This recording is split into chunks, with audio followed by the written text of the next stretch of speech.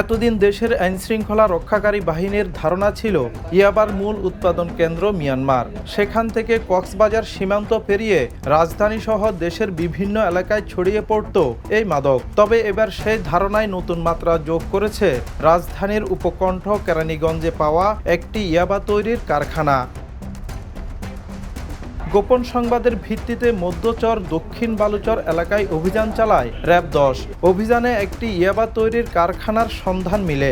ঘটনাস্থল থেকে বিপুল পরিমাণ ইয়াবা তৈরির কাঁচামাল সহ বিভিন্ন সরঞ্জাম জব্দ করা হয়। এ সময় আটক করা হয় সক্রিয় ৪ মাদক কারবারিকে।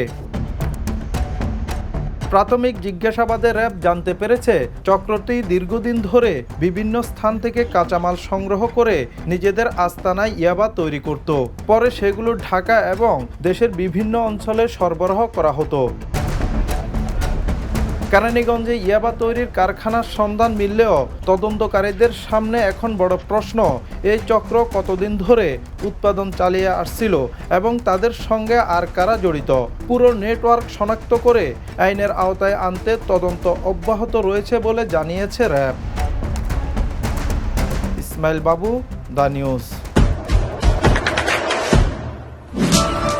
দেশে দেশে সবার সাথে দ্য নিউজ।